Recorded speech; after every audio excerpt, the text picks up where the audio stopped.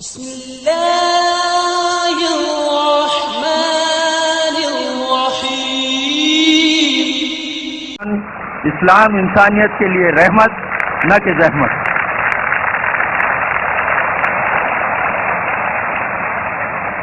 الحمدللہ والصلاة والسلام علی رسول اللہ وعلی آلہ وصحبہ اجمعین، اما بعد، اعوذ باللہ من الشیطان الرجیم، بسم اللہ الرحمن الرحیم۔ وَقُلْ جَاءَ الْحَقُّ وَزَهَقَ الْبَاطِلُ إِنَّ الْبَاطِلَ كَانَ زَهُوقًا رَبِّ اشْرَحْ لِي صَدْرِي وَيَسِّرْ لِي أَمْرِي وَاحْلُلْ عُقْدَةً مِّن لِّسَانِي يَفْقَهُوا قَوْلِي۔ میرے محترم بزرگوں اور میرے عزیز بھائیوں اور بہنوں، میں آپ سب کا خیر مقدم کرتا ہوں اسلامک طریقے سے۔ السلام علیکم ورحمۃ اللہ وبرکاتہ۔ اللہ سبحانہ و تعالیٰ کی سلامتی، رحمت اور برکت آپ سب پر ہو۔ مجھے بے حد خوشی ہو رہی ہے کہ پھر سے ایک بار تقریباً 6 سال کے بعد میں پھر سے ایک بار حیدرآباد تقریر کے دورے کے سلسلے میں آیا ہوں۔ آپ جیسے جانتے ہیں کہ میں تقریر اکثر انگریزی میں کرتا ہوں۔ چند مواقع پہ جب آرگنائزرز اصرار کرتے ہیں، میں کوشش کرتا ہوں میری کمزور اردو یا ہندی میں کچھ تقریر کروں، کیونکہ میری تعلیم صرف انگریزی زبان میں ہوئی ہے، اسی لیے ظاہر ہے کہ اس اردو تقریر میں کافی غلطیاں کروں گا۔ اسی لیے تقریر کے شروع میں آپ سب سے معذرت چاہتا ہوں ان غلطیوں کے لیے، اور امید کرتا ہوں کہ آپ ان غلطیوں کو نظر انداز کریں گے اور تقریر کے پیغام پر توجہ کریں گے۔ آج کی تقریر کا عنوان ہے اسلام انسانیت کے لیے رحمت نہ کہ زحمت۔ اسلام لفظ سلم یا سلام سے آتا ہے، جس کے معنی ہے سلامتی، امن۔ اسلام آتا ہے لفظ سلم سے بھی، جس کے معنی ہے اپنی رضا اللہ کے حوالے کرنا۔ مختصراً اسلام کے معنی ہے سلامتی یا امن حاصل کرنا اپنی رضا اللہ کے حوالے کرنے کے بعد۔ اسلام ایک ایسا مذہب ہے جو انسان کی دونوں ضروریات پوری کرتا ہے، جسمانی بھی اور روحانی بھی۔ اسلام کی سب سے اہم کتاب ہے قرآن مجید۔ یہ قرآن مجید اللہ سبحانہ و تعالی کی آخری کتاب ہے جو نازل کی گئی تھی آخری پیغمبر محمد صلی اللہ علیہ وسلم پر۔ اس قرآن میں انسانیت کے مسائل کا حل ہے۔ دس قرآن از the most positive book in the world۔ یہ سارے عالم میں سب سے بہترین کتاب ہے۔ It is a proclamation to humanity۔ یہ انسانیت کے لیے ایک پیغام ہے۔ It is a fountain of mercy and wisdom۔ رحمت اور حکمت کا سرچشمہ ہے۔ It is a warning to the heedless۔ غافلوں کے لیے تنبیہ ہے۔ It is a guide to the erring۔ بھٹکے ہوئے لوگوں کے لیے رہبر ہے۔ It is an assurance to those in doubt۔ شک کرنے والوں کے لیے اطمینان ہے۔ It is a solace to the suffering۔ پریشانی میں مبتلا ہوئے لوگوں کے لیے رحمت ہے۔ And it is a hope to those in despair۔ مایوس کے لیے ایک امید ہے۔ یہ اللہ سبحانہ و تعالیٰ کا آخری پیغام قرآن مجید ساری انسانیت کے مسائل کا حل ہے۔ اللہ سبحانہ و تعالیٰ فرماتے ہیں سورہ رعد میں، سورہ نمبر 13 آیت نمبر 38 میں، لِكُلِّ أَجْلٍ کتاب، اور ہر دور میں ہم نے ایک کتاب نازل کی۔ اللہ سبحانہ و تعالیٰ نے کئی کتابیں نازل کی، لیکن قرآن مجید اللہ سبحانہ و تعالیٰ کی آخری کتاب ہے جو نازل کی گئی تھی محمد صلی اللہ علیہ وسلم پر۔ جتنی بھی کتابیں، جتنے بھی وحی جو قرآن مجید سے پہلے آئے وہ صرف ایک قوم کے لیے تھی اور اس کا سارا پیغام مکمل طور پہ صرف ایک محدود وقت کے لیے تھا، لیکن کیونکہ قرآن مجید اللہ سبحانہ و تعالیٰ کی آخری کتاب ہے، آخری وحی ہے، اسی لیے وہ صرف مسلمانوں یا صرف عربوں کے لیے نازل نہیں کی گئی تھی، قرآن مجید ساری انسانیت کے لیے ہے۔ اور اللہ تعالیٰ فرماتے ہیں سورہ ابراہیم میں سورہ نمبر 14 آیت نمبر 1 میں الف لام را، ہم نے یہ کتاب نازل کی محمد صلی اللہ علیہ وسلم پہ تاکہ وہ انسانیت کو اندھیرے سے روشنی میں لے آئے۔ اللہ تعالیٰ یہ نہیں فرماتے کہ ہم نے کتاب محمد صلی اللہ علیہ وسلم پہ نازل کی تاکہ وہ مسلمانوں یا صرف عربوں کو اندھیرے سے روشنی میں لے آئے، لیکن اللہ تعالیٰ فرماتے ہیں کہ ہم نے ایک کتاب نازل کی محمد صلی اللہ علیہ وسلم پہ تاکہ وہ ساری انسانیت کو اندھیرے سے روشنی میں لے آئے۔ اللہ تعالیٰ فرماتے ہیں سورہ ابراہیم میں سورہ نمبر 14 آیت نمبر 52 میں یہ ایک پیغام ہے ساری انسانیت کے لیے اور خبردار کر رہا ہے کہ خدا اللہ ایک ہے اور سمجھداروں کے لیے یہ ہدایت ہے۔ اللہ تعالیٰ فرماتے ہیں سورہ بقرہ میں سورہ نمبر 2 آیت نمبر 185 میں رمضان وہ مہینہ ہے جس میں قرآن مجید نازل کیا گیا تھا فرقان کے لیے اور ساری انسانیت کے لیے ایک ہدایت ہے۔ اللہ تعالیٰ فرماتے ہیں سورہ الزمر میں سورہ 39 آیت نمبر 41 میں کہ ہم نے قرآن مجید نازل کیا محمد صلی اللہ علیہ وسلم پر تاکہ وہ ساری انسانیت کو ہدایت دے، صرف مسلمان یا صرف عربوں کو نہیں لیکن ساری انسانیت کو۔ یہ قرآن مجید انسانیت کے سارے مسائل کا حل ہے۔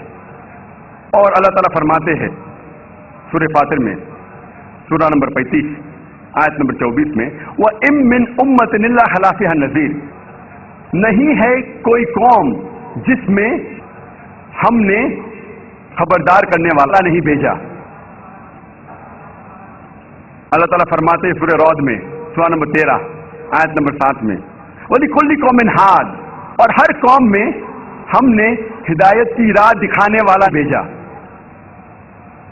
ہم نے ایک خبردار کرنے والا بھیجا۔ محمد صلی اللہ علیہ وسلم فرماتے ہیں، لکھا ہے مشکات المصابیح میں جلد نمبر 3 حدیث نمبر 5737 کہ اللہ سبحانہ و تعالیٰ نے اس زمین پر 1,24,000 پیغمبر بھیجے، لیکن جتنے بھی پیغمبر محمد صلی اللہ علیہ وسلم کے پہلے آئے وہ صرف اپنے قوم کے لیے تھے اور ان کا سارا پیغام مکمل طور پہ ایک محدود وقت کے لیے تھا، لیکن کیونکہ محمد صلی اللہ علیہ وسلم اللہ سبحانہ و تعالیٰ کے آخری پیغمبر ہے، وہ صرف مسلمان یا صرف عربوں کے لیے نہیں بھیجے گئے تھے۔ اللہ تعالیٰ فرماتے ہیں سورہ انبیاء میں سورہ نمبر 21 آیت نمبر 107 وَمَا أَرْسَلْنَاكَ إِلَّا رَحْمَةً لِلْعَالَمِينَ، کہ ہم نے محمد صلی اللہ علیہ وسلم کو بھیجا رحمت بنا کے سارے عالمین کے لیے، سارے انسانیت کے لیے۔ اللہ تعالیٰ فرماتے ہیں سورہ سبا میں سورہ نمبر 34 آیت نمبر 28 میں وَمَا أَرْسَلْنَاكَ إِلَّا كَافَّةً لِلنَّاسِ بَشِيرًا وَنَذِيرًا، ہم نے محمد صلی اللہ علیہ وسلم کو ایک عالمی پیغمبر بنا کے بھیجا تاکہ وہ لوگوں کو سیدھی راہ دکھا سکے اور برائی سے روکے۔ کیونکہ محمد صلی اللہ علیہ وسلم آخری پیغمبر تھے، وہ صرف عربوں یا مسلمانوں کے لیے نہیں بھیجے گئے تھے لیکن ساری انسانیت کے لیے۔ لیکن آج ہم جب انٹرنیشنل میڈیا دیکھتے ہیں، انٹرنیشنل میڈیا پہ پڑھتے ہیں، ہم یہ دیکھتے ہیں کہ آج کا انٹرنیشنل میڈیا، چاہے وہ انٹرنیشنل نیوز پیپرز ہو، انٹرنیشنل میگزینز ہو، international radio broadcast stations ہو یا international television satellite channels ہو، اس پہ ہم دیکھتے ہیں کہ کہا جا رہا ہے کہ اسلام انسانیت کے لیے زحمت ہے. یہ انٹرنیشنل میڈیا یہ کہہ رہی ہے کہ اسلام انسانیت کے لیے مسئلہ ہے. یہ انٹرنیشنل میڈیا اس پیغام کو پھیلا رہی ہے کہ اسلام انسانیت کے لیے زحمت ہے, اسلام انسانیت کے لیے مسئلہ ہے. اور ہم دیکھتے ہیں کہ بڑا پروپیگنڈا ہو رہا ہے یہ میڈیا میں, اور اسلام کے بارے میں غلط فہمیاں پھیلائی جا رہی ہے. ایک آرٹیکل جو ٹائم میگزین میں چھپا تھا 16 اپریل کو سن 1979 میں, 16 اپریل 1979 ان ٹائم میگزین, اور اس میں لکھا تھا کہ 150 سال میں سن 1800 سے سن 1950 کے درمیان ان 150 سال میں 60,000 سے زیادہ کتابیں اسلام کے خلاف لکھی گئی ہے.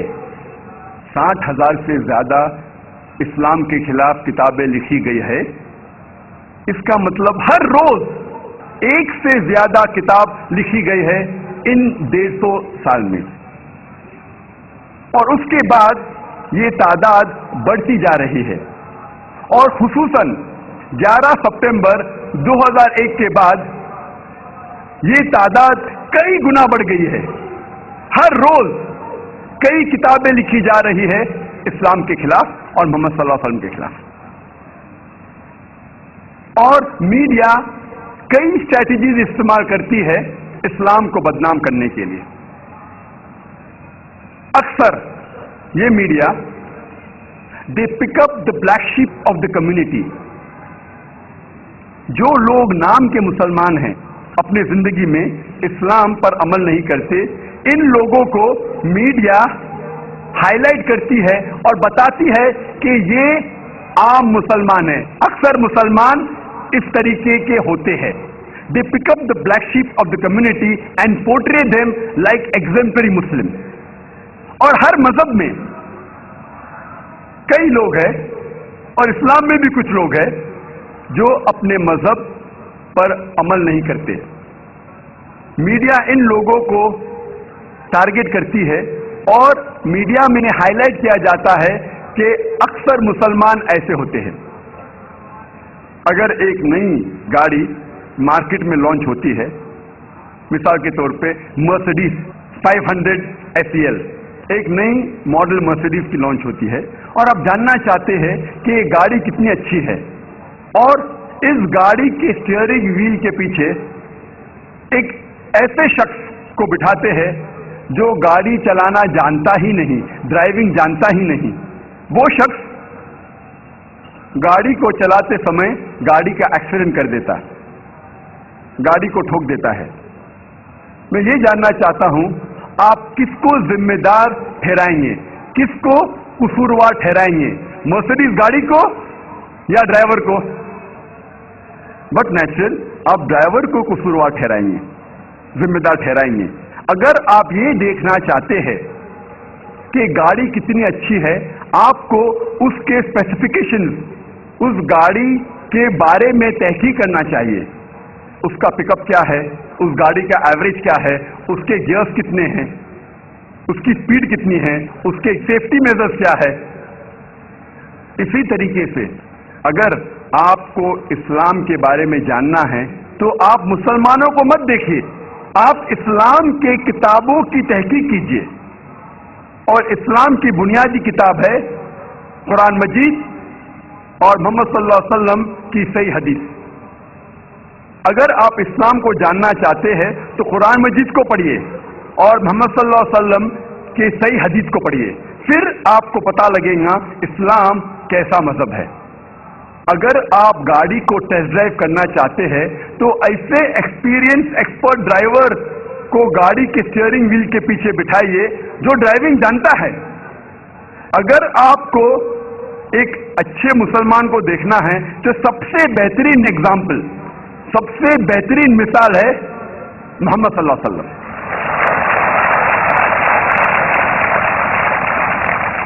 یہ ایک طریقہ ہے میڈیا کو اسلام کو بدنام کرنے کا. دوسرا طریقہ جو میڈیا استعمال کرتی ہے وہ ہے قرآن مجید کہ کئی آیتوں کا حوالہ دیتی ہے اور اسے آؤٹ آف کانٹیکسٹ کوٹ کرتی ہے، پس منظر کے خلاف کوٹ کرتی ہے. قرآن مجید کی آیت کا حوالہ دیتی ہے اور کوٹ کرتی ہے، لیکن یہ پس منظر کے خلاف ہے. اور سب سے عام آیت جو میڈیا کوٹ کرتی ہے اسلام کو بدنام کرنے کے لیے وہ ہے کہ قرآن مجید میں لکھا ہے جہاں بھی آپ کافر کو پاؤ ان کا قتل کرو. اور اکثر اسلام کے خلاف کتابیں لکھنے والے، اسلام کے کرٹک اس آیت کو کوٹ کرتے ہیں. اور اس دیش میں جو ہندوستان میں اسلام کے خلاف جو لکھنے والا ایک شخص ہے اس کا نام ہے ارون شوری. آپ نے اس کے بارے میں سنا ہوگا. وہ بھی اپنی کتاب میں لکھتا ہے ورلڈ آف فتواز میں، وہ حوالہ دیتے ہیں قرآن مجید کا، سورہ توبہ سورہ نمبر 9 آیت نمبر 5. قرآن مجید میں لکھا ہے، وہ شخص کہتا ہے کہ قرآن مجید میں اللہ تعالیٰ فرماتے ہیں کہ جہاں بھی آپ کافروں کو پاؤ گے، بریکٹ نان مسلم انٹو بریکٹ ہندو، آپ ان کا قتل کرو. اور جب ہم قرآن مجید کھولتے ہیں اور سورہ توبہ سورہ نمبر 9 آیت نمبر 5 کو پڑھتے ہیں، اس میں بے شک لکھا ہے کہ جہاں بھی آپ مشرکوں کو پاؤ ان کا قتل کرو.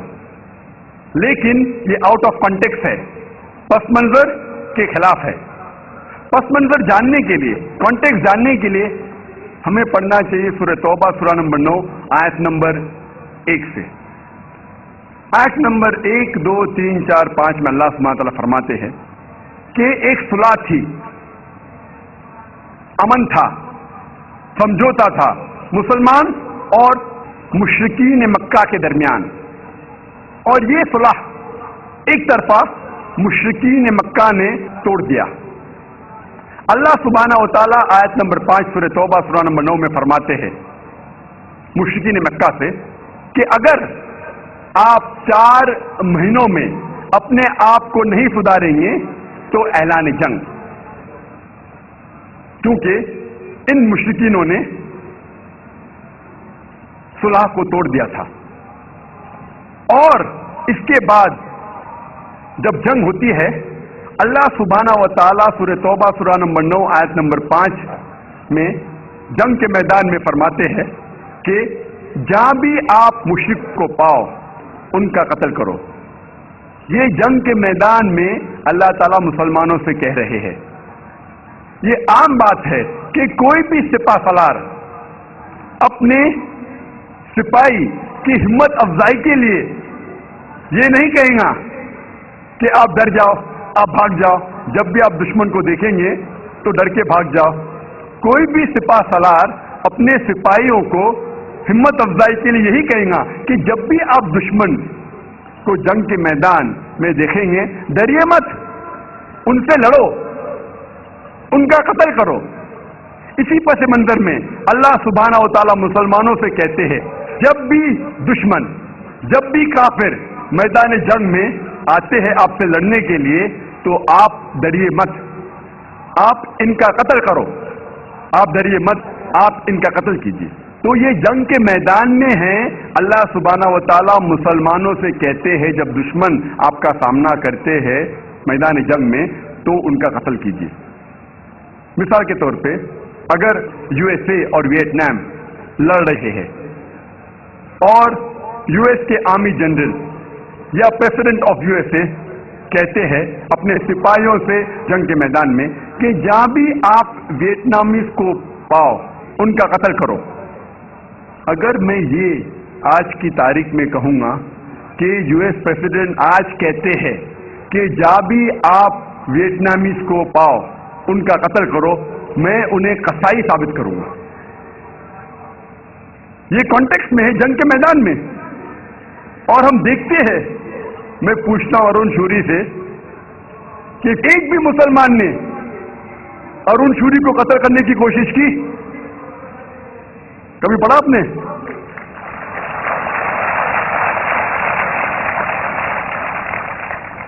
اگر یہ سچ ہوتا تھا تو کیا ارون شوری زندہ بچتا تھا ہندوستان میں؟ اسی سے ثابت ہوتا ہے قرآن مجید میں کہیں نہیں لکھا ہے، اللہ تعالیٰ کبھی بھی نہیں کہتے کہ جا بھی آپ کافر کو پاؤ ان کا قتل کرو. یہ جنگ کے میدان میں ہے، جب آپ سے لڑنے آ رہے ہیں تو آپ ڈریے مت، ان کا قتل کیجیے. اور ارون شوری اپنی کتاب میں سورہ توبہ سورہ نمبر 9 آیت نمبر 5 سے جم کرتا ہے آیت نمبر 7 پر. کوئی بھی عام آدمی یہ سمجھ جائے گا کہ آیت نمبر 6 میں اس کے بیماری کا حل ہے، ارون شوری کی بیماری کا حل ہے. آیت نمبر 6 میں اللہ سبحانہ و تعالیٰ فرماتے ہیں کہ اگر دشمن، اگر مشرک آپ سے صلح چاہتے ہیں، امن چاہتے ہیں، تو صرف انہیں چھوڑ مت دیجیے، لیکن ان کو حفاظت کے ساتھ ایک محفوظ جگہ لے جا کر چھوڑیے. آج کے تاریخ میں سب سے رحم دل سپاہ سالار یہ کہیں گا اپنے سپاہیوں سے اگر دشمن امن چاہتا ہے تو اسے چھوڑ دو. لیکن یہاں اللہ تعالیٰ فرماتے صرف چھوڑیے مت، ان کو حفاظت کے ساتھ ایک محفوظ جگہ پہ لے جا کر چھوڑیے. اور جتنے بھی آیت آپ دیکھیں گے قرآن مجید میں جہاں لکھا ہے کہ جنگ کے میدان میں کافروں کا قتل کرو، اس کے فوراً بعد لکھا ہے کہ امن اور بہتر ہے، صلح اور بہتر ہے، پیس از بیٹر. یہ ایک دوسرا طریقہ ہے جو میڈیا استعمال کرتی ہے اسلام کو بدنام کرنے کے لیے. تیسرا طریقہ، میڈیا اسلام کے بارے میں ایسی چیزیں بیان کرتی ہے جو اسلام میں موجود ہی نہیں ہیں. These things are alien to Islam. اور کئی بار میڈیا یہ کہتی ہے کہ اسلام انسانیت کے لیے زحمت ہے، اور کئی بار میڈیا اسلام کے تعلیمات کو ایسے طریقے سے پیش کرتی ہے، یہ تعلیمات اسلام میں موجود ہے لیکن اس طریقے سے پیش کرتی ہے جیسے یہ انسانیت کے لیے ایک مسئلہ ہے، یہ انسانیت کے لیے زحمت ہے. اور اگر ہم ان تعلیمات کو سمجھیں گے تو ہمیں پتہ لگتا ہے کہ یہ تعلیمات حالانکہ رحمت ہے، زحمت نہیں. یہ مسئلہ نہیں ہے، انسانیت کے مسائل کا حل ہے. مثال کے طور پہ میڈیا کہتی ہے مسلمز آر فنڈامنٹلسٹ، مسلمان بنیاد پرست ہے. بنیاد پرست کی معنی کیا ہے؟ What is the meaning of the word fundamentalist? بنیاد پرست وہ شخص ہے جو بنیادی باتوں پر عمل کرتا ہے. اور اگر ایک انسان کو اچھا میتھمیٹیشین بننا ہے تو اس کے لیے فرض ہے کہ وہ میتھمیٹکس کے بنیادی باتوں کو جانے اور اس پر عمل کرے. جب تک وہ میتھمیٹکس کے میدان میں، میتھمیٹکس کے شعبے میں بنیاد پرست نہیں ہے، تب تک وہ اچھا میتھمیٹیشین بن ہی نہیں سکتا. اگر کوئی شخص کو اچھا سائنٹسٹ بننا ہے، اس کے لیے ضروری ہے کہ وہ سائنس کے میدان کی بنیادی باتوں کو جانے اور اس پر عمل کرے. جب تک وہ سائنس کے میدان میں بنیاد پرست نہیں بنتا ہے، تب تک وہ اچھا سائنٹسٹ بن ہی نہیں سکتا. ہم سب بنیاد پرست کو ایک ہی لاٹھی سے نہیں ہانک سکتے. We cannot paint all fundamentalist with the same brush. ہمیں تحقیق کرنا چاہیے کہ وہ کس میدان میں بنیاد پرست ہے، کس شعبے میں بنیاد پرست ہے.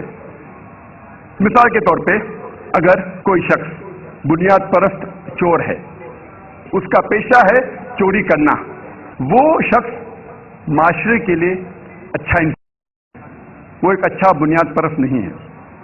دوسرے اور ایک بنیاد پرست ڈاکٹر ہے جس کا پیشہ ہے ہزاروں انسانوں کی جان بچانا. یہ شخص معاشرے کے لیے اچھا انسان ہے، یہ اچھا بنیاد پرست ہے. اسی لیے کوئی بھی بنیاد پرست کو لیبل دینے کے پہلے، لقب دینے کے پہلے ہمیں تحقیق کرنا چاہیے کس میدان میں وہ بنیاد پرست ہے. میں ایک بنیاد پرست مسلم ہوں. I am a fundamentalist Muslim and I am proud to be a fundamentalist Muslim. میں ایک بنیاد پرست مسلمان ہوں اور مجھے فخر ہے کہ میں بنیاد پرست مسلمان ہوں، کیونکہ میں اسلام کی بنیادی تعلیمات کو جانتا ہوں اور کوشش کرتا ہوں ان پر عمل کرنے کی. اور میں جانتا ہوں کہ اسلام میں ایک بھی چیز ایسی نہیں کہی گئی ہے جو انسانیت کے خلاف ہے. عام طور پہ اگر آپ تحقیق کریں گے اسلام میں ایک بھی آیت نہیں ہے، اسلام میں ایک بھی تعلیم ایسی نہیں ہے جو عموماً طور پر انسانیت کے خلاف ہے. کچھ تعلیمات غیر مسلمان سمجھیں گے کہ یہ انسانیت کے خلاف ہے کیونکہ شاید وہ پس منظر کو نہیں جانتے، کانٹیکسٹ کو نہیں جانتے، اس تعلیم کی وجہ کو نہیں جانتے. لیکن جب ہم ان کو صحیح تعلیم دیتے ہیں اور اس کی وجہ بتاتے ہیں تو ایک بھی انسان ساری دنیا میں ایک بھی اسلامی تعلیم تو نہیں بتا سکتا جو انسانیت کے خلاف ہے. یہ میرا چیلنج ہے، یہ میرا دعویٰ ہے. جب ہم آکسفورڈ ڈکشنری پڑھتے ہیں بنیاد پرست کے معنی کے لیے، اس میں لکھا ہے کہ fundamentalist is a person who strictly adheres to the fundamentals or doctrine of any religion. بنیاد پرست وہ شخص ہے جو کوئی بھی مذہب کے بنیادی باتوں یا اس کی کتابوں پر عمل کرتا ہے پختگی کے ساتھ، اسٹرکٹلی. لیکن جب ہم ریوائز ایڈیشن پڑھتے ہیں آکسفورڈ ڈکشنری کا، اس میں لکھا ہے کہ fundamentalist is a person who strictly adheres to the fundamentals or doctrines of any religion, especially Islam. Revise Oxford dictionary میں لکھا ہے کہ بنیاد پرست وہ شخص ہے جو پختگی کے ساتھ کوئی بھی مذہب کے فنڈامنٹلز، بنیادی باتوں یا اس کی کتاب کو پختگی سے عمل کرتا ہے، خصوصاً اسلام. یہ الفاظ خصوصاً اسلام، اسپیشلی اسلام جوڑا گیا ہے ریوائزڈ ڈیفینیشن میں آکسفورڈ ڈکشنری کے. جب بھی آپ یہ لفظ بنیاد پرست سنیں گے فوراً آپ کے ذہن میں آ جائے گا مسلمان، اور آپ کے ذہن میں آئے گا مسلمز آر ایکسٹریمسٹ، مسلمان شدت پسند ہے. میں کہتا ہوں میڈیا سے آئی ایم این ایکسٹریمسٹ، میں شدت پسند ہوں. I am extremely kind, I am extremely loving, I am extremely merciful, I am extremely honest. میں شدت پسند ہوں، میں انتہا ایماندار ہوں، میں انتہا دیالو ہوں، میں انتہا محبت کرتا ہوں، میں انتہا حق پسند ہوں. میں پوچھنا چاہتا ہوں کہ کوئی بھی انسان مجھے یہ ثابت کر سکتا ہے کہ انتہا ایماندار ہونا غلط ہے؟ یہ قرآن مجید میں لکھا ہے. ہم آدھا ایماندار نہیں ہو سکتے، ہمیں پورا ایماندار ہونا چاہیے. We can be partially honest. جب ہمارا فائدہ ہے تو ہم ایماندار ہے، نہیں تو ہم بے ایمان ہیں. قرآن مجید میں لکھا ہے کہ آپ کو ہمیشہ پورا ایماندار ہونا چاہیے. اسی لیے میں کہتا ہوں کہ آئی ایم این ایکسٹریمسٹ. میں شدت پسند ہوں، لیکن اس شدتوں کو پسند کرتا ہوں جو انسان کو صحیح راستے پہ لے کے جاتے ہیں. انسانیت کے لیے رحمت ہے، نہ کہ زحمت.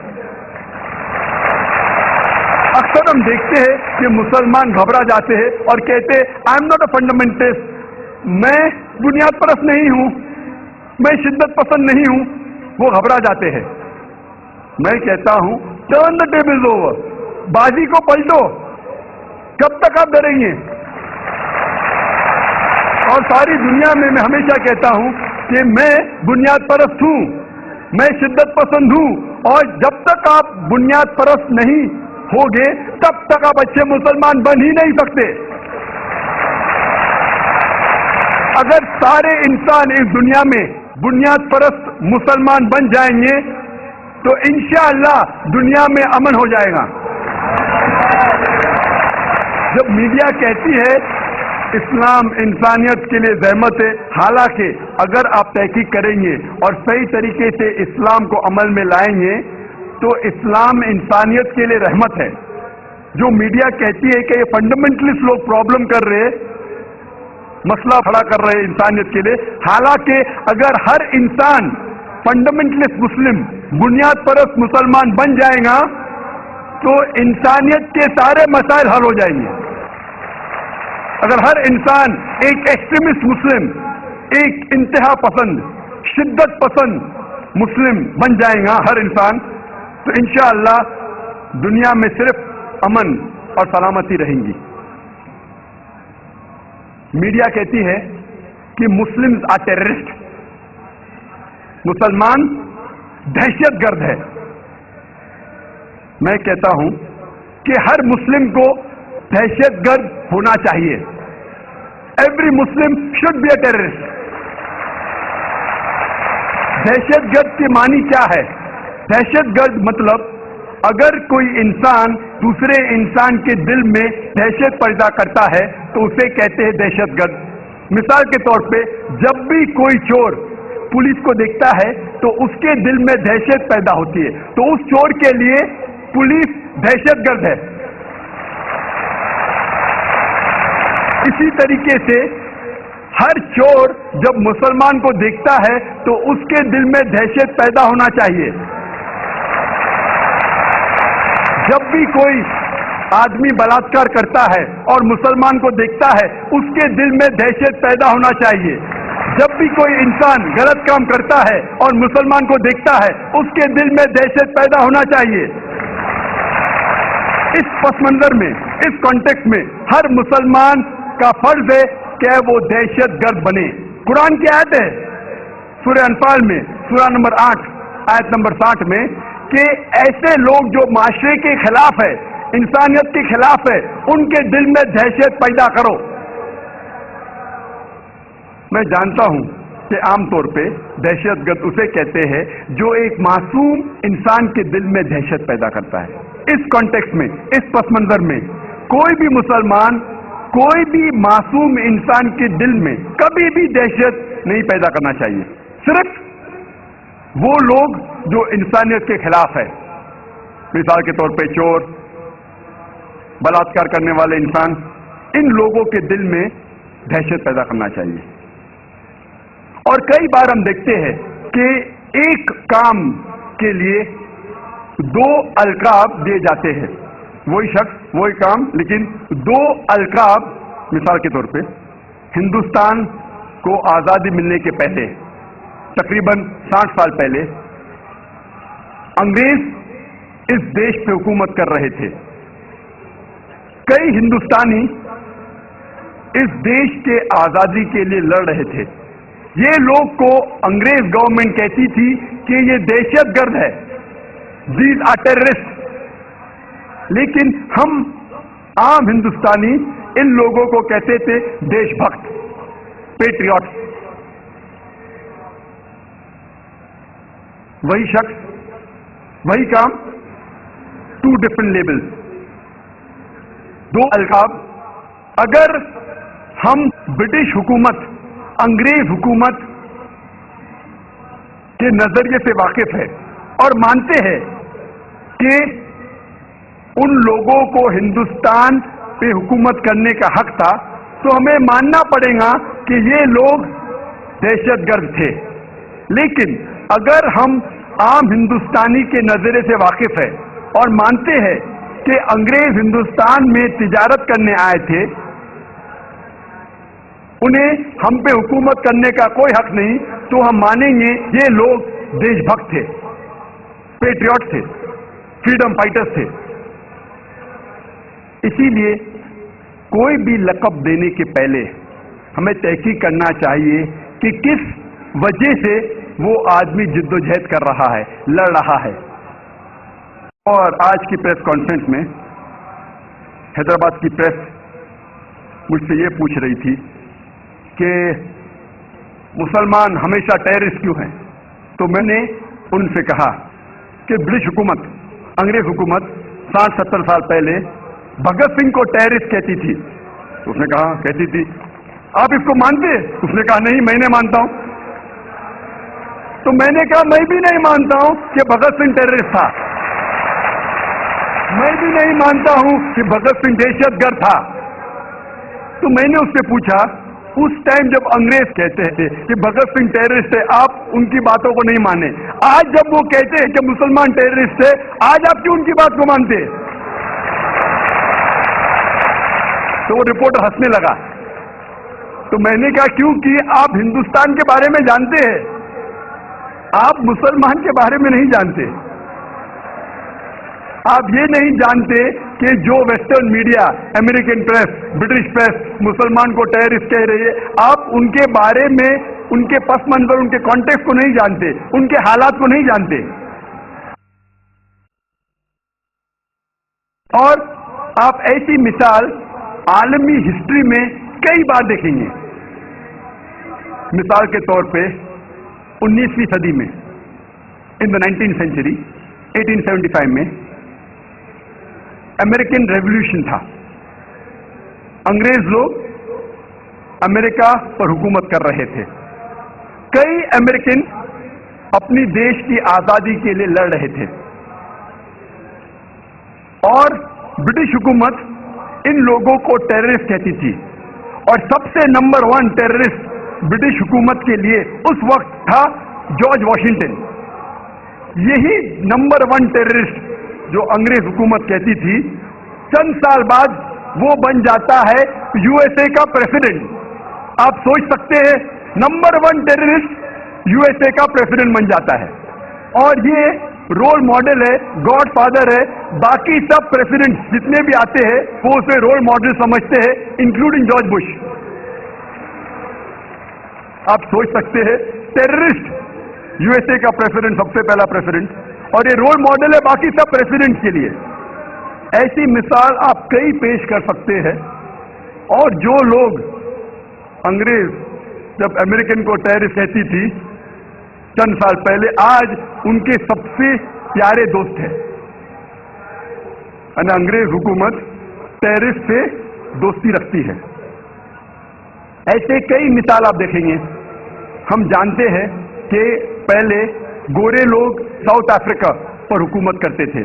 اسے کہتے تھے وائٹ اپارتھائڈ گورنمنٹ، گورے کی حکومت. اس وقت یہ حکومت نے نیلسن منڈیلا کو پکڑ کے 25 سال سے زیادہ رابن آئلینڈ میں قید رکھا تھا، اور کہتی تھی ساؤتھ افریقہ کا ٹیررسٹ نمبر 1 ہے نیلسن منڈیلا.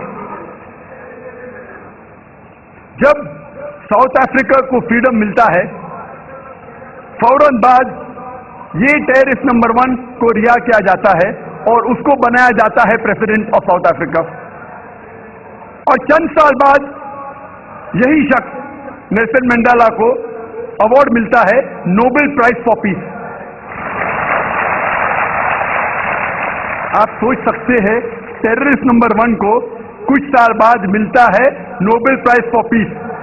ایسا نہیں کہ وہ پہلے دہشت گرد تھا اور اس نے کچھ برا کام کیا اور بعد میں سدھر گیا اور انسانیت کے لیے اچھا کام کیا. وہی کام کے لیے جسے اسے ٹیررسٹ کہا جاتا تھا، اسی کام کے لیے اس کو ملتا ہے چند سال بعد نوبل پرائز فار پیس. یہ سارا میڈیا کا کھیل ہے. Media can make day into night, black into white, hero into a villain, villain into a hero. رات کو دن کر سکتا ہے میڈیا. چور کو ہیرو بنا سکتا ہے، اچھے کو برا بنا سکتا ہے، برے کو اچھا. کون سا میڈیا پاور میں ہے اس طریقے سے اس کو لقب دیا جاتا ہے. تو اسی لیے جو بھی آپ لقب کسی سے سنتے ہیں اسے مان مت لو، تحقیق کرو کس وجہ سے وہ شخص، وہ انسان جد و جہد کر رہا ہے، کس وجہ سے وہ انسان لڑ رہا ہے. تو میری درخواست ہے سارے انسانوں سے، سارے غیر مسلمانوں سے، کہ کم از کم آپ بلائنڈلی آنکھ بند کر کے جو بھی آپ کو سننے میں آتا ہے اسے مان مت لو.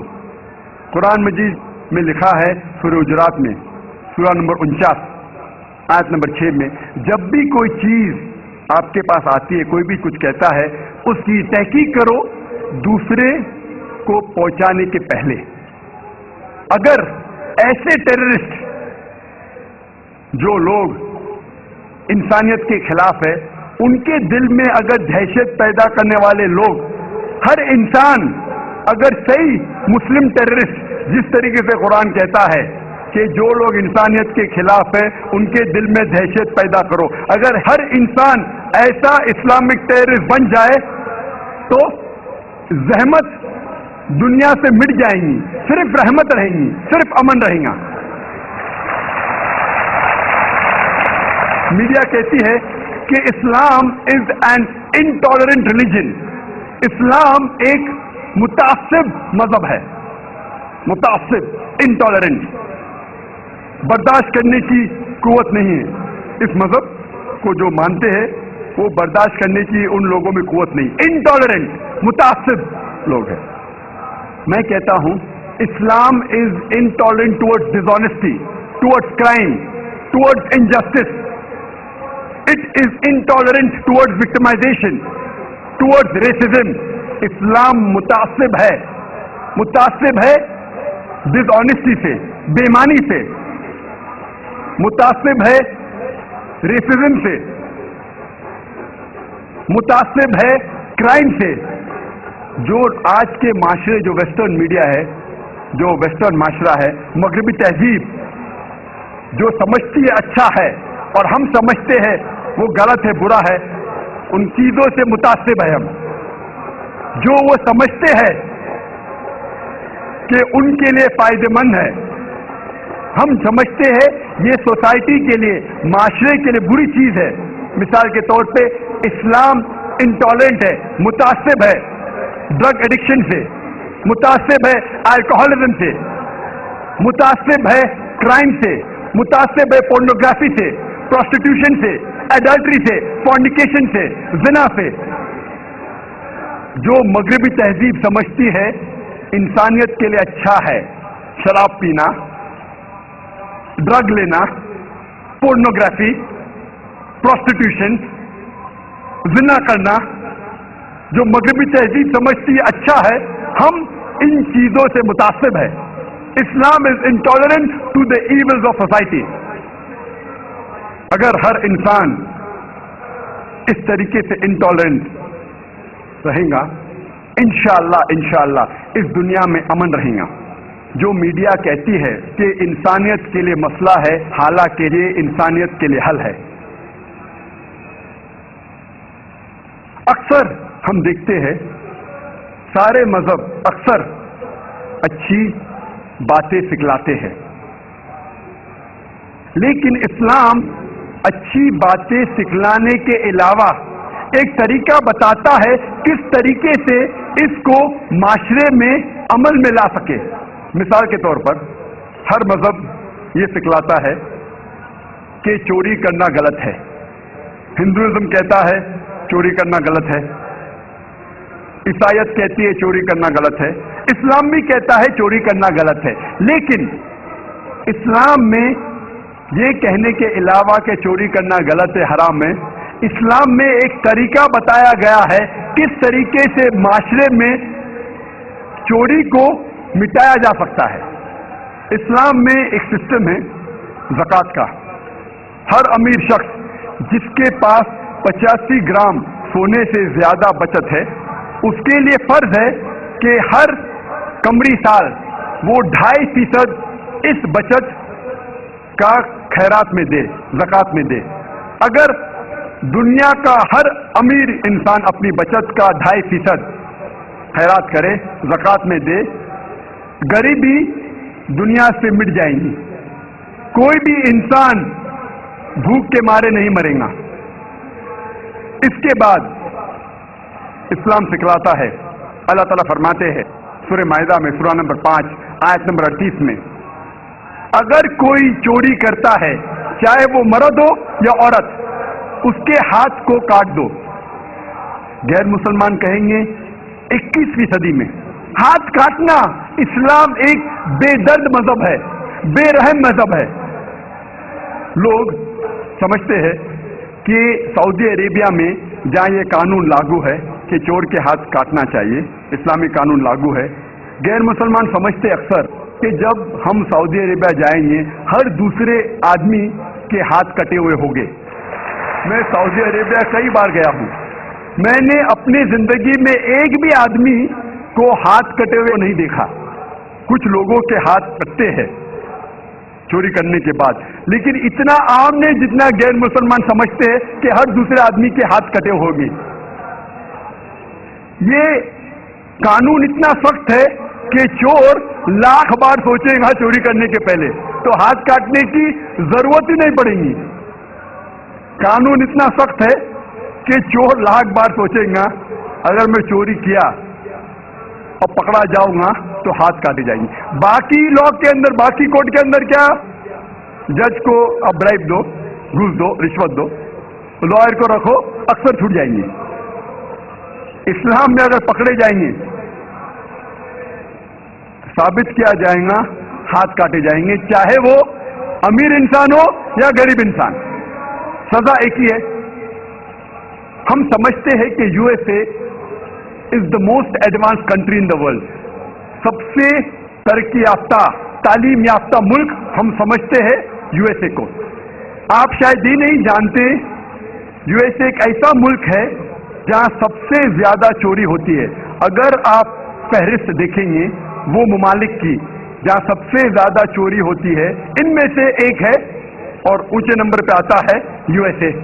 میں یہ پوچھنا چاہتا ہوں، اگر ہم اسلامی قانون، اسلامی شریعت یو ایس اے میں لاگو کریں گے کہ ہر انسان جو امیر ہے 2.5% اپنی بچت کا غریبوں میں بانٹے، اس کے بعد کوئی بھی شخص یو ایس اے میں چوری کرتا ہے، چاہے آدمی یا عورت ہو، اس کے ہاتھ کاٹنا چاہیے۔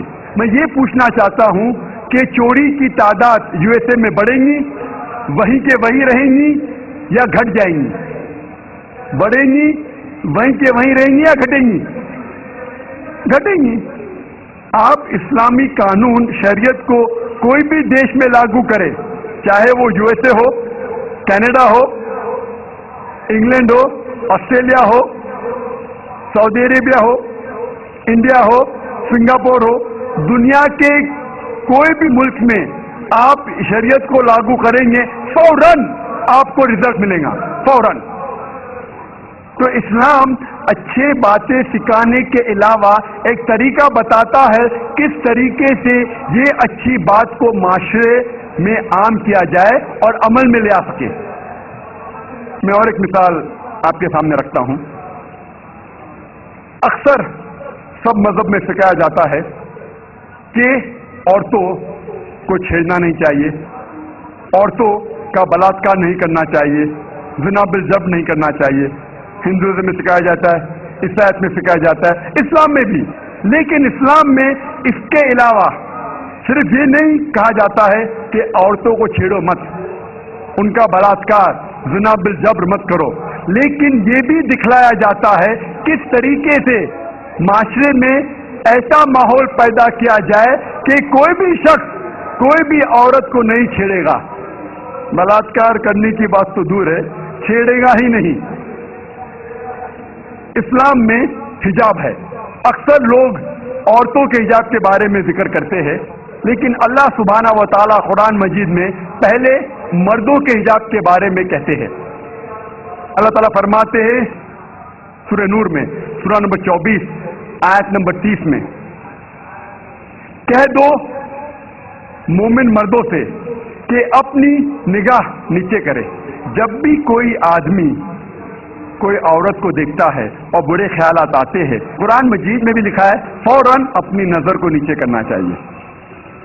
اس کے بعد اللہ تعالیٰ فرماتے ہیں عورتوں کے حجاب کے بارے میں، سورہ نور سورہ نمبر 24 آیت نمبر 31 میں اللہ تعالیٰ فرماتے ہیں کہہ دو مومنات سے، مومن عورتوں سے کہ اپنی نظر نیچے کرے اور اپنے چادر کو سینے پہ ڈھکے اور اپنی زینت کی نمائش نہ کرے، صرف جو عام طور پہ ظاہر ہے اس کے علاوہ اپنی زینت کو چھپائے۔ صرف محرم کے سامنے اجازت ہے، ان کے شوہر لڑکے، والد وغیرہ. اسلام میں جب ہم قرآن اور صحیح حدیث پڑھتے ہیں، حجاب کے 6 نکات ہیں. سب سے پہلے نقطہ ہے سطر، مرد کے لیے ناف سے لے کے گھٹنے تک ایکسٹینٹ.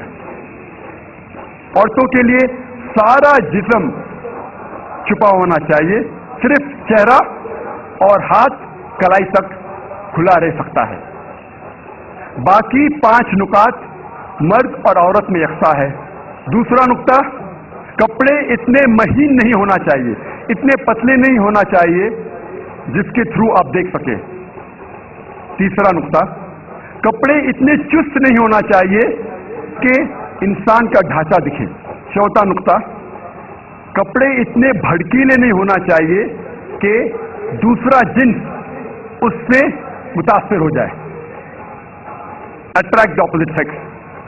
پانچواں نقطہ، کپڑے دوسرے جنس کے نہیں پہننا چاہیے. اور چھٹا نقطہ، دوسرے مذہب کی نشانی والے کپڑے مت پہنیے. یہ 6 نکات ہے. اس کے بعد اللہ تعالیٰ فرماتے ہیں سورہ احزاب میں، سورہ نمبر 33 آیت نمبر 59 میں، اے نبی کہہ دو اپنے بیویوں سے، اپنے بیٹیوں سے اور مومنات سے، مومن عورتوں سے، جب بھی وہ باہر جائے تو جلباب اوڑھے، اپنی چادر کو اپنے جسم پہ اوڑھ لے تاکہ لوگ انہیں پہچان سکے اور کوئی بھی انہیں نہیں چھیڑے. قرآن میں حجاب کیوں کیا جاتا ہے لکھا ہے تاکہ لوگ انہیں پہچان سکے اور کوئی بھی شخص انہیں نہیں چھیڑے. مثال کے طور پہ اگر 2 جڑواں بہن جو بہت خوبصورت ہے، یکساں خوبصورت ہے، اگر حیدرآباد کے سڑک پہ چل رہی ہے، دونوں بہن حیدرآباد کے سڑک پہ چل رہی ہے، دونوں خوبصورت ہے، یکساں خوبصورت ہے، جڑواں بہن ہے. ایک بہن پہنی ہوئی ہے اسلامک لباس، اسلامی لباس، سارا جسم ڈھکا ہوا ہے، صرف چہرہ اور ہاتھ کلائی تک کھلے ہیں. دوسری بہن مغربی لباس پہنی ہوئی ہے، منی اسکرٹس اور شارٹس، اور دونوں بہن چل رہے ہیں حیدرآباد کی سڑک پر.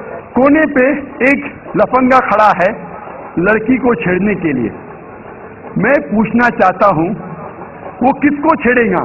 وہ بہن جو اسلامی لباس میں ہے یا وہ بہن جو مغربی لباس میں ہے، منی اسکرٹس اور شارٹس؟ کس کو چھیڑے گا؟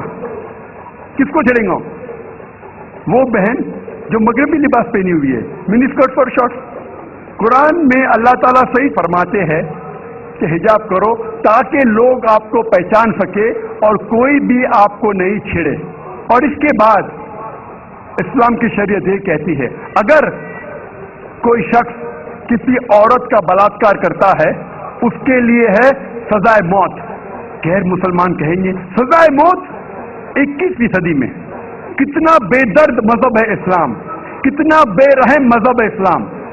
لیکن جب میں یہ سوال غیر مسلمانوں سے پوچھتا ہوں اور ہزاروں غیر مسلمانوں سے پوچھا ہوں کہ مثال کے طور پہ اگر اللہ نہ کرے، خدا نہ کرے، کوئی آپ کی ماں کا بلاತ್ಕಾರ کرتا ہے اور وہ بلاತ್ಕಾರ کرنے والے کو میں آپ کے سامنے لے آتا ہوں اور آپ کو جج بناتا ہوں، آپ کیا سزا دیں گے اسے؟ 100% غیر مسلمانوں نے کہا کہ میں اسے سزائے موت دوں گا. کچھ غیر مسلمانوں نے کہا میں اسے تڑپا تڑپا کے ماروں گا. تو کون آپ کی والدہ کا بلاತ್ಕಾರ کرتا ہے، زنا بالجبر کرتا ہے، آپ کہتے ہیں کہ سزائے موت. کسی اور کے والدہ کا بلاತ್ಕಾರ کوئی کرتا ہے، آپ کہتے ہیں سزائے موت. غلط ہے. وائی دی ڈبل اسٹینڈرڈ؟ دو طرفہ کیوں؟ اور یو ایس اے ہم سمجھتے ہیں کہ سب سے تعلیم یافتہ ملک ہے، ترقی یافتہ ملک ہے. آپ شاید یہ نہیں جانتے کہ اس ملک یو ایس اے میں سب سے زیادہ بلاತ್ಕಾರ ہوتے ہیں. اگر آپ فہرست دیکھیں گے وہ ممالک کی جس میں سب سے زیادہ بلاತ್ಕಾರ زنا بالجبر ہوتا ہے، اونچے نمبر پہ آتا ہے U S A. 1991 statistics F B I کے رپورٹ کے مطابق 1990 में हर साल, उस पूरे साल में एवरेज हर रोज 1756 बलात्कार हुए यूएसए में।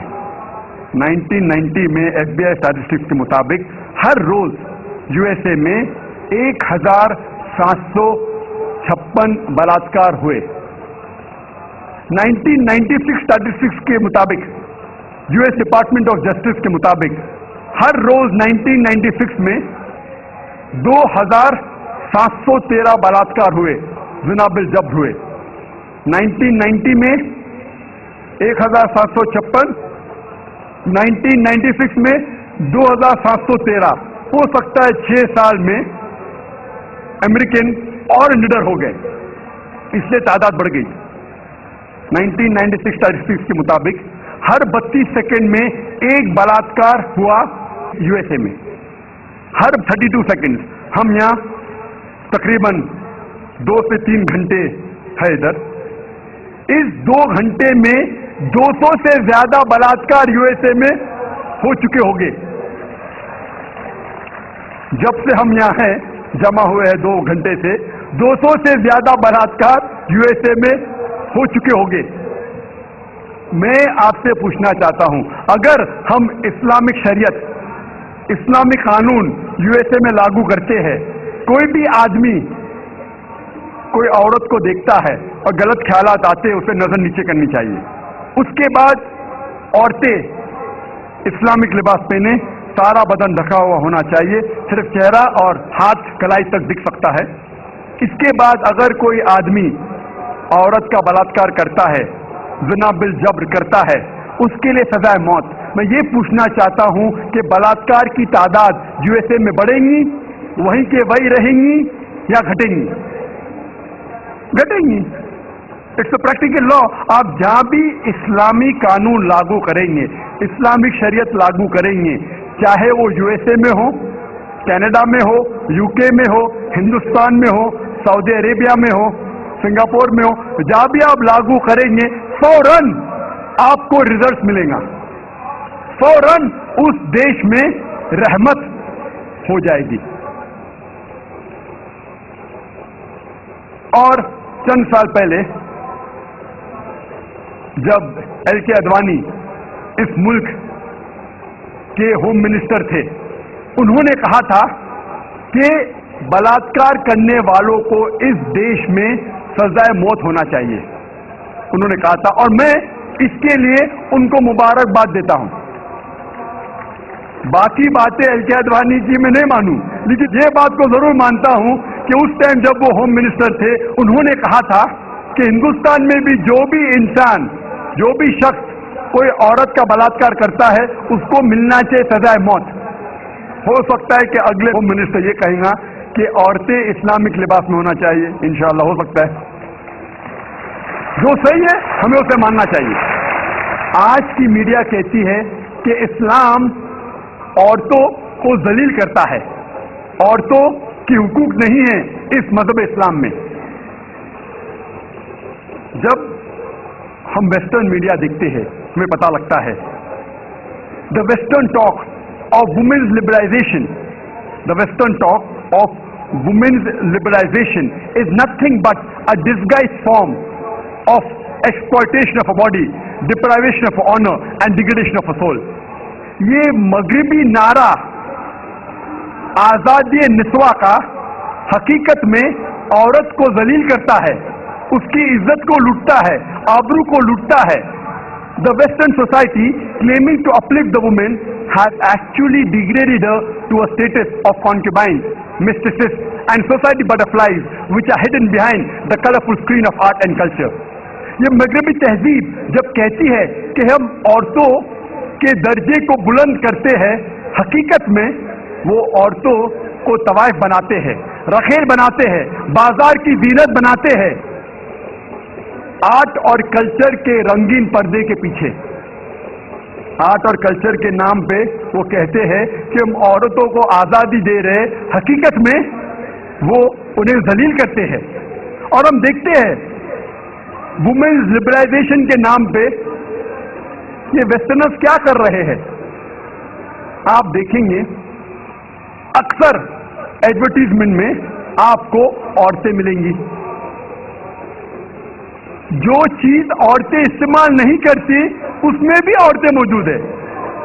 مثال کے طور پہ آپ اگر موٹر سائیکل کی ایڈ دیکھیں گے, کتنے خواتین کتنے عورتیں دنیا میں موٹر سائیکل چلاتی ہیں, کتنے, پھر بھی موٹر سائیکل کی ایڈ میں آپ عورتوں کو دیکھیں گے.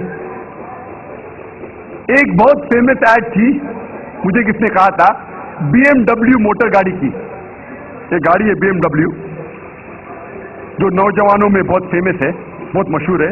عام طور پہ مرسڈیز کو مانا جاتا ہے بہت اچھی گاڑی, لیکن نوجوانوں میں BMW وہ اور تیز ہے, اس کا پک اپ اچھا ہے, تو نوجوان پسند کرتے ہیں BMW گاڑی, اور تیز اور پک اپ, ویری فاسٹ کار. تو مجھے کس نے کہا تھا, ایک مشہور ایڈورٹیزمنٹ تھی BMW کی. اس BMW کے آگے اس ایڈورٹیزمنٹ میں ایک عورت ہے بکینی میں,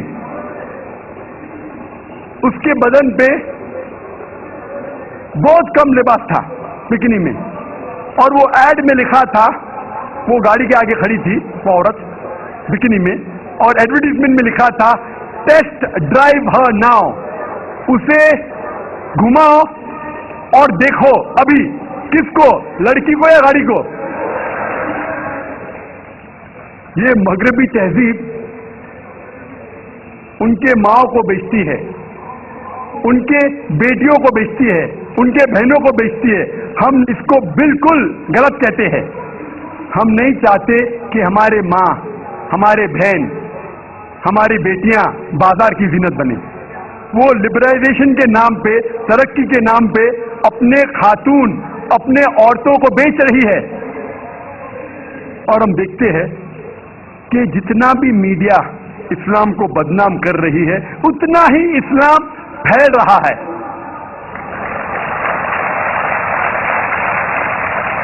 آج سب سے زیادہ پھیلنے والا مذہب ساری دنیا میں نمبر 1 اسلام. USA میں سب سے زیادہ پھیلنے والا مذہب اسلام, یورپ میں سب سے زیادہ پھیلنے والا مذہب اسلام. اور جو لوگ, جو غیر مسلمان اسلام قبول کرتے ہیں ان میں سے 2/3 حصہ عورتیں ہیں. 2/3 آف دیم آر وومن. اگر اسلام عورتوں کو ذلیل کرتا ہے تو عورتیں اسلام قبول کیوں کرتے ہیں؟ یہ امریکن عورتیں اسلام کو کیوں قبول کر رہی ہے؟ یہ یورپین عورتیں اسلام کو کیوں قبول کر رہی ہے؟ کیونکہ وہ جانتے ہیں کہ عورتوں کے مسائل کا حل اسلام ہے. وہ جانتے ہیں کہ عورتوں کے لیے رحمت ہے اسلام. اللہ تعالیٰ فرماتے ہیں سورہ ال عمران میں, سورہ نمبر 3 آیت نمبر 54 میں, مکر مکر اللہ واللہ خیر الماکرین. ان لوگوں نے پلان کیا, سازش کی, اللہ نے بھی پلان کیا, اور سب سے بہترین پلانر اللہ ہے. جتنا وہ اسلام کو دبانے کی کوشش کر رہے ہیں اتنا ہی اسلام تیزی سے پھیل رہا ہے. اور خصوصاً میڈیا 11 سپتمبر 2001 کے بعد جو تیزی سے اسلام کو بدنام کر رہا ہے, الحمدللہ ثم الحمدللہ اتنی ہی تیزی سے اسلام پھیل رہا ہے.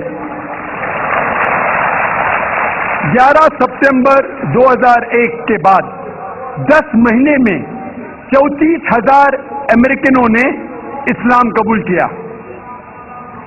11 سپتمبر 2001 کے بعد 9 مہینے میں 22,000 یورپین لوگوں نے اسلام قبول کیا.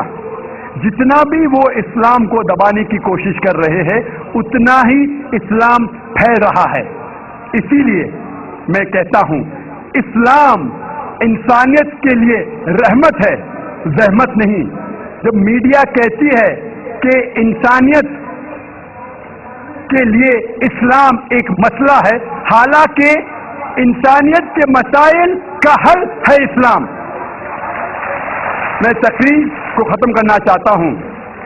اللہ سبحانہ و تعالی کی آیت سے سورہ اسراء میں سورہ نمبر 17 آیت نمبر 21, چاہے مسجد ہو, قرآن میں لکھا ہے اس کو ڈسٹروائے نہیں کرنا چاہیے. کوئی بھی قرآن کی آیت ہے, do not destroy temple, churches, places of worship, गलत है। तो कुरान में भी लिखा है, तो कोई भी शख्स ये करता है, टेम्पल या मस्जिद या मोनेस्ट्री या सिनेगॉग को तोड़ता है, तो ये इंसानियत के खिलाफ है और कुरान मजीद के खिलाफ भी है। Hope the answer the question.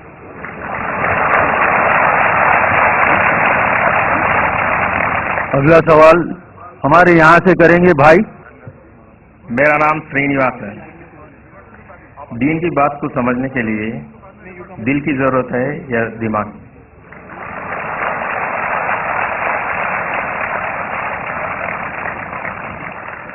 भाई साहब ने अच्छा सवाल पूछा है कि दीन को समझने के लिए दिल की जरूरत है क्या दिमाग की? दोनों की जरूरत है, दिल की भी और दिमाग की भी, दोनों का कनेक्शन है। दिल की भी जरूरत है, दिमाग की भी जरूरत है। अगर सिर्फ दिल की बात मानने को कहे और कोई इलॉजिकल बात कही जा रही है, बोले दिल से मैं मानता हूं 2 + 2 3 है, 2 + 2 5 है। आपको और कुछ इजाफा करने का सवाल में? जी हाँ बोलिए। मैं आपका प्रोग्राम सुनता हूँ, रब्बी स्ट्रोली सदरी वयस्सिल्लम रिवालुल उक़दतम मिन लिसानी यफ़क़हू क़ौली। तो सेंटर क्या है? भाई साहब गैर मुस्लिम है और मेरे प्रोग्राम भी देखते हैं और पूछ रहे हैं कि जब मैं हर तकरीर को शुरू करता हूँ तो अल्लाह ताला से दुआ मांगता हूँ, रब्बि इश्रह ली सदरी वयस्सिर ली अमरी वहलुल उक़दतम मिन लिसानी यफ़क़हू क़ौली, जिसके मानी है रब्बि इश्रह ली सदरी, या अल्लाह सुब्हानहू व तआला, या मेरे रब, मेरे सदर, मेरे सेंटर को बुलंद करो, रब्बि इश्रह ली सदरी वयस्सिर ली अमरी, और मेरे काम को आसान करो, और जो बैरियर है रब्बि इश्रह ली सदरी वयस्सिर ली अमरी वहलुल उक़दतम मिन लिसानी यफ़क़हू क़ौली, और जो बैरियर है, जो बीच में रुकावट है मेरे और ऑडियंस के बीच में, उसको खत्म करो ताकि लोग मुझे समझ सके। ये जो सदर का लफ्ज है, इसके अंदर सदर का लफ्ज होता है, एक मानी है सीना, ब्रेस्ट, एक्सपैंड बाय ब्रेस्ट। सदर के मानी सेंटर भी है। तो आपने जो सवाल पूछा था कि काम दिल से लेना चाहिए या दिमाग से, तो ये 2 मानी है, सदर में है दिल, चेस्ट के अंदर दिल, और ये सेंटर में है दिमाग। तो मैं अल्लाह ताला को दोनों को बुलंद करने के लिए कह रहा हूं, मेरे दिल को भी और मेरे दिमाग को भी, even my centre, my intelligence as well as my heart. और कई जगह आप देखते हैं जब लैंग्वेज डेवलप होती है, अल्लाह ताला फरमाते हैं कुरान मजीद में, सूरह बकरा में सूरह नंबर 2 आयत नंबर 7 और 8 में, खतमल्लाह क़ुलूबिहिम, कि अल्लाह सुब्हानहू व तआला ने कल्ब, हार्ट पे मोहर लगाई है। कल्ब is put a seal on the heart. तो लोग पूछते हैं कि कोई दिल से सोचता है? सोचना तो दिमाग से। तो कल्ब की 2 मानी है, एक मानी है दिल, एक मानी है इंटेलिजेंस, सेंटर, इंटेलिजेंस। और जब भी जबान हम देखते तरक्की करती है तो कई अल्फाज इस्तेमाल में आते हैं। मिसाल के तौर पे अंग्रेजी जबान में हम कहते हैं लूनेटिक। लूनेटिक मीन्स पागल इंसान को कहते हैं, लेकिन सही मानी लूनेटिक क्या है? स्ट्रक बाय अ मून, जो चांद के जरिए जो स्ट्रक होता है, चांद ने उसके ऊपर असर किया होता है, उसे कहते हैं लूनेटिक। बट अंग्रेजी में लूनेटिक कहते हैं पागल इंसान को। मैं डॉक्टर हूं, लूनेटिक मतलब पागल इंसान, लेकिन सही मानिए तर्जुमा है स्ट्रक बाय मून। हम जानते हैं चांद को पागलपन से कोई लेना देना नहीं है। हम लफ्ज इस्तेमाल करते हैं डिजास्टर। डिजास्टर मतलब कोई खौफनाक चीज, कोई चीज गलत काम जो होता है, डिजास्टर लाइक फ्लड हो जाता है, सुनामी, अर्थक्वेक। लेकिन डिजास्टर की सही मानिए इविल स्टार, इविल सितारा। हम जानते हैं सितारों का कोई लेना देना नहीं है अर्थक्वेक से या बाढ़ से, लेकिन फिर भी this is development of a language. हम कहते हैं सनराइज। सनराइज मतलब सूरज उगता है, निकलता है। हम साइंस में जानते हैं सूरज ना राइज होता है ना सेट होता है, फिर भी हम सनराइज और सनसेट कहते हैं। ये डेवलपमेंट ऑफ द लैंग्वेज। हम जानते हैं सूरज वहां है, ये हमारी जो धरती है, जमीन है, वो सूरज के गोल घूम रही है, सूरज धरती के गोल नहीं घूमता, फिर भी हम कहते हैं सनराइज सनसेट। हम कहते हैं कि मैंने दिल से याद किया, याददाश्त है दिमाग में, दिल में नहीं, फिर भी हम कहते हैं हमने दिल से याद किया। कहते कि नहीं? मैं आपको I love you from the bottom of my heart, میں دل سے آپ کو چاہتا ہوں، چاہت دماغ میں دل میں نہیں. ڈاکٹر کہتے ہیں کہ جو centre of love is in the brain. پھر بھی ڈاکٹر جو اپنی بیوی سے کہے گا وہ یہی کہے گا میں آپ کو دل سے چاہتا ہوں، دماغ سے نہیں. سائنٹسٹ جانتا ہے کہ centre of love is in the brain, دماغ میں. تو یہ ڈیولپمنٹ آف دا لینگویج ہے. آپ کا جو بیسک سوال تھا کہ دین کو دماغ سے سمجھنا چاہیے یا دل سے، میں نے کہا دونوں سے. اگر آپ دل کہتے میں اندرونی چاہت وہ امپورٹنٹ ہے، لیکن دماغ کو بند نہیں کر سکتے. آپ اندھ وشواس نہیں کر سکتے. آپ نے کہا کہ میرا مذہب کہتا ہے 2 + 2 3، ہاں میں دل سے مانتا ہوں، مان لیا. دماغ کہتا ہے نہیں، غلط ہے. تو دل سے بھی کام لینا چاہیے، دماغ سے بھی کام لینا چاہیے.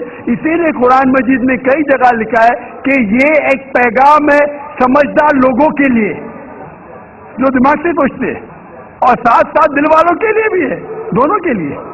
تو دونوں ساتھ ساتھ ہونا چاہیے. اسلام اسی لیے میں نے کہا ایسا مذہب ہے جو دونوں ضروریات پوری کرتا ہے، باڈی کی، جسم کی بھی، اور روحانی بھی، اسپرچل بھی. یہ واحد مذہب ہے جو دل کو بھی تسلی دیتا ہے اور دماغ کو بھی. باقی جتنے دیگر مذاہب تقریباً اسپرچل بات کرتے، قرآن دونوں takes care of the spiritual need as well as physical need. Hope میں آنسر دی کوسچن.